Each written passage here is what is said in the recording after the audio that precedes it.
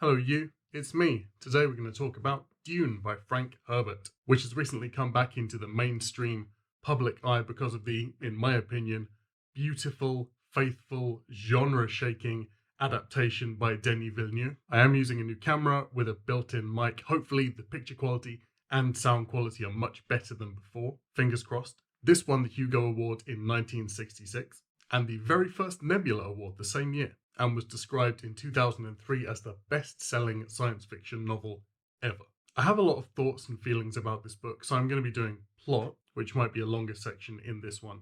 Summary, review, things I liked, things I didn't like are going to be mixed in. This will have spoilers. I don't think that's a huge issue because this book is like 50 years old, but here is your spoiler warning anyway.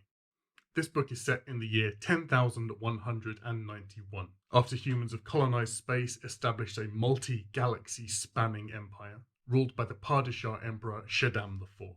Millennia ago, humans waged a war against artificial intelligences of their own creation, barely winning, and now supercomputers, which would be capable of the calculations needed for long-distance space travel, are pretty much outlawed through fear.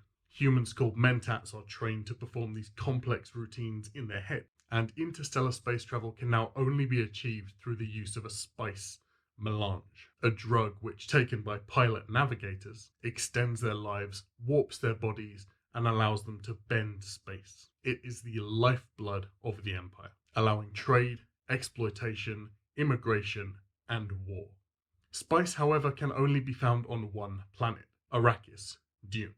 The extraction controlled by the cruel Harkonnen family, but sabotaged at every turn by the planet's natives, the Fremen, a desert-dwelling people, who are exploited and crushed so the planet can be effectively strip-mined for fuel. The Emperor feels threatened by a house called House Atreides, who are slowly gaining empire-wide popularity and who he sees as a threat to his secure throne.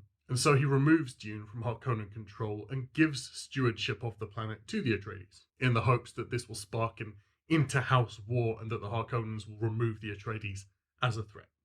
Paul is House Atreides' heir, moving with the family to Dune, and the product of a millennia-long behind-the-scenes project of genetic manipulation, inter-house breeding, performed in an attempt to create a human with extraordinary powers. The order that did this already have a foothold on Arrakis, the Bene Gesserit, sowing seeds for their benefit among the Fremen, including a prophecy that speaks of the arrival of a god in human form.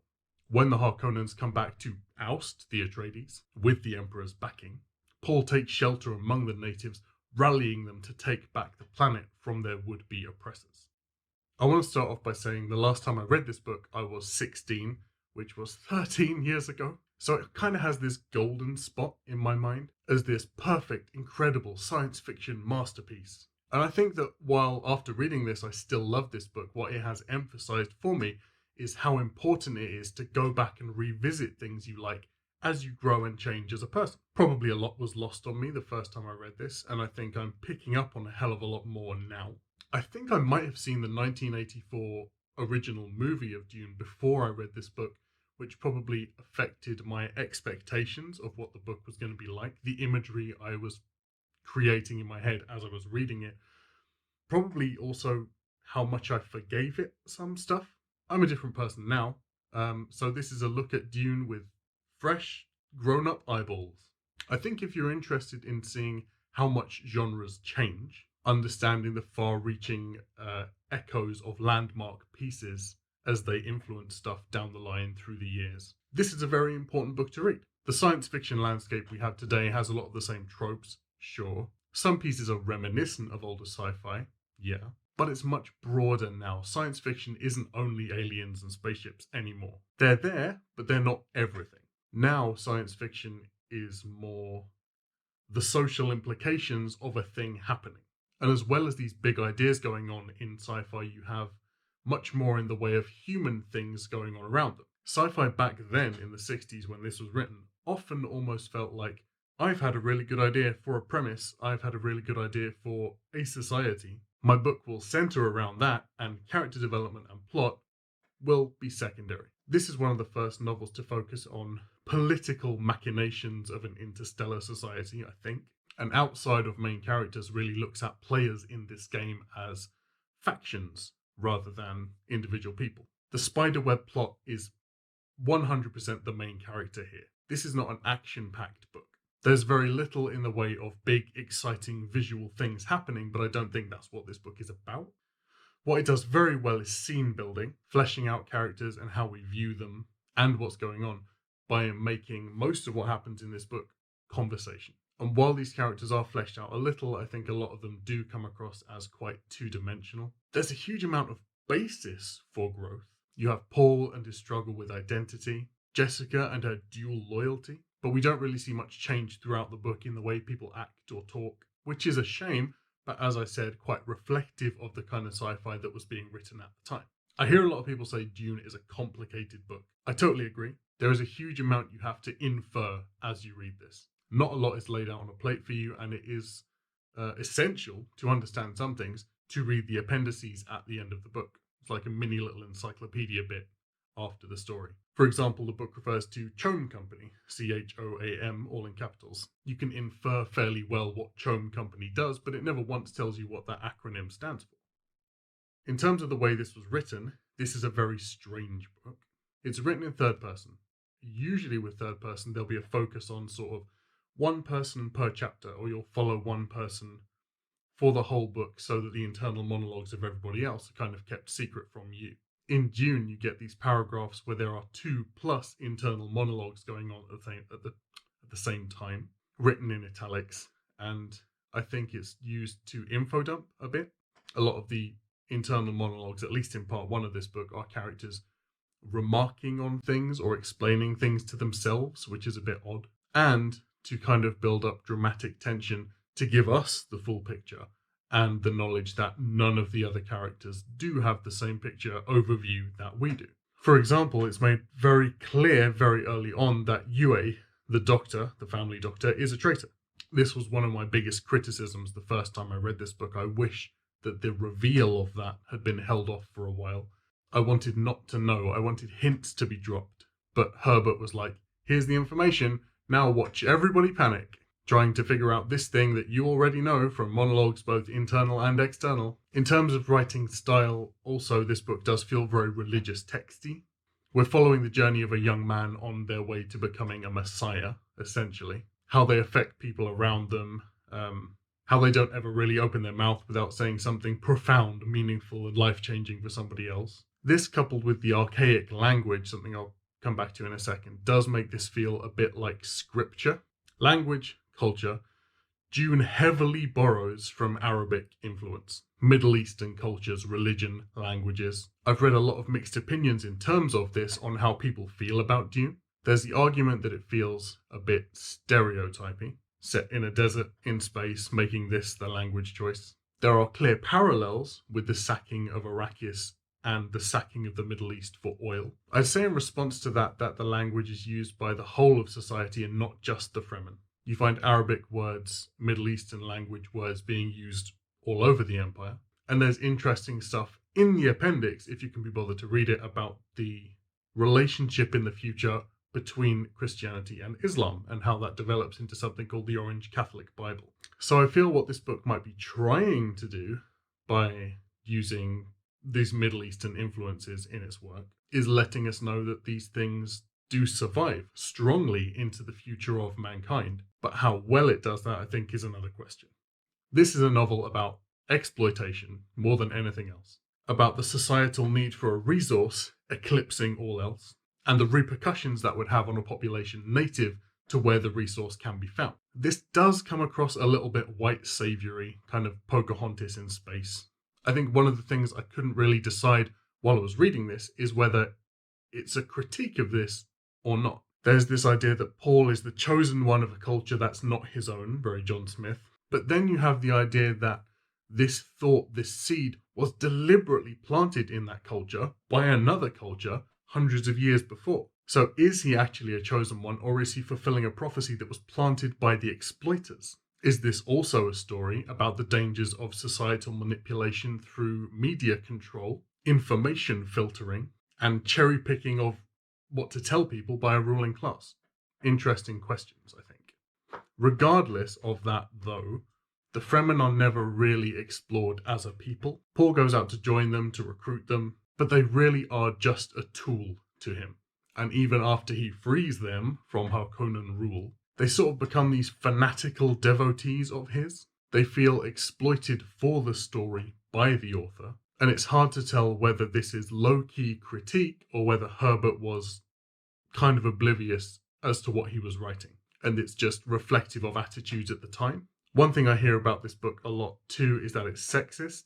You have these people selectively breeding humans for millennia, but only women have the ability to access sort of genetic memory and look back through the past of all their ancestors, use borderline psychic abilities, but they're unable to look into the future. They've got this place in their minds they can't turn their sight to, and a prophecy says that a male superhuman will be born who will be able to do this, specifically because he is a male. This isn't something that's aged super well. And annoyingly, I feel like this would be so easy to remove this tiny little concept and have the exact same story. There are some really cringy bits about women's places in various societies that weren't necessary, and it's kind of pessimistic, I think, to feel that 10,000 years in the future we wouldn't have gotten away from this.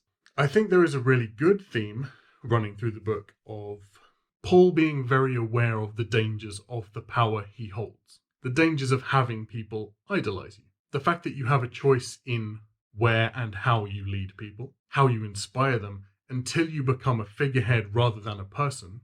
The choice is taken out of your hands by the people that deify you, and you are used as an excuse for them to do things they want to do. Paul is a bit of a Mary Sue, and it does get a bit stale after a while to have a protagonist who cannot mess up.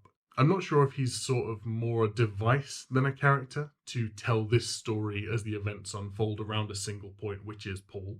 Outside of Jessica, his mum, and the occasional cutaway to Gadi Prime, the Harkonnen planet, there's not a huge amount of exploration of the people around him. Hands down, my favourite character in the whole book is Leet Kynes, an ecologist sent to Arrakis by the Empire, somebody that eventually starts to disagree with what the Empire is doing and joins the Fremen, becomes immersed in their way of life, but not to gain anything for himself, just because he really admires it as a way to live. I wish in the book we'd had more of a look at Kynes, or some flashbacks to his past, maybe. I feel like this book really could have benefited from flashbacks.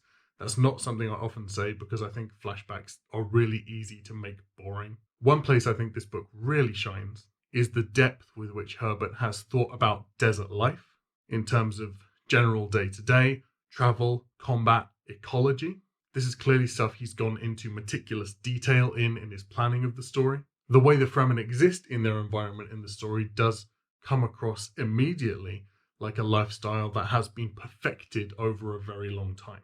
They are very much a part of their environment and do not seem out of place. One thing that was weird to me was the constant mention of Earth native animals in the Arakeen Desert. Jerboas, snakes, hawks, fennec foxes. This, coupled with the lack of spacey sci-fi tropes, the inclusion of a chosen one prophecy story, makes this feel, on a lot of levels, more fantasy than sci-fi, I think. It would have been very easy to change a few bits and make this a straight-up fantasy novel. With the desert themes being so heavy in this book, they are also some of the most beautiful parts of this book. Herbert does paint a gorgeous and immersive picture of the desert, and maybe that desertness is something that really lends to this book feeling like scripture, as a lot of Abrahamic religions in our society feature a lot of passages in the desert. A couple of other bits I wasn't sure where to put, but I did note down. There's a weird relationship between Paul and the women in his life. Firstly, you have his mum, who through the entire book is just talking about how constantly amazing and flawless he is. Then you get Chani, who really doesn't do much in this book at all. You have when he enters the Fremen tribe, kills a guy, inherits a woman as his wife. It's like, okay, odd custom, but fine. It's in a very possession way, and as soon as her husband's dead, this woman's like, cool, we're going to sleep together now, let's have some kids. Absolutely zero emotional stress from having lost her husband, the father of her children.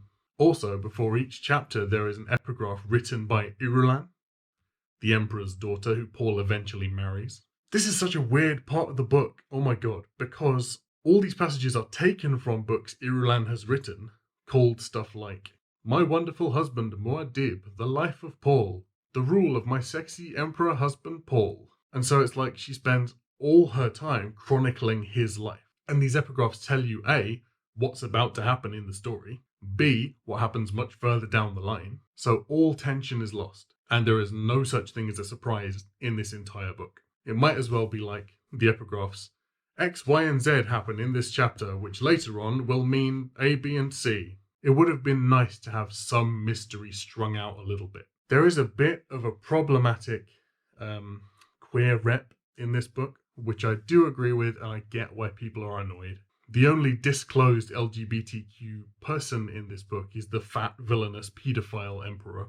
Sorry, the Harkonnen Baron. And while I think people of any orientation should and can be cast in every role, the issue with the Baron is that it's not what he does that makes him, to the reader, inherently evil. He's a bit of a shock value villain, and it is his disgusting habits and appearance and inclinations that are supposed to make the audience go, ugh. And having him like boys as part of that, which I think was probably a deliberate choice, isn't great. I also wonder about the backstory of the universe, with supercomputers being basically prohibited in this society, mentats performing calculations. I wonder if we could have actually continued to progress to this level without them. I don't think Herbert foresaw at all how integral computers would be to a progressing society. Or maybe the war against machines set humans back thousands of years, cut them all off from one another in different planets, and this is sort of a revivalist second age of exploration with people being reconnected by trade. I don't know. So I'm really glad I reread this. If you've got thoughts on this book or on anything I've said at all, let me know in the comments. I'd recommend this book, but please keep in mind when it was written. Not that that excuses anything, but it just gives a reader some background to help them understand choices in the story. So thanks for watching. Hope my camera and sound quality was better this time. If it was, I'll be doing that again. Don't forget to follow me on Twitter and Goodreads, which I'll link down below. And if you like sci-fi, don't forget to follow our Interstellar Book Club on Discord. We have some really juicy reads coming up in the first quarter of 2022. It's going to be fantastic. I'll see you soon for the next review. Bye.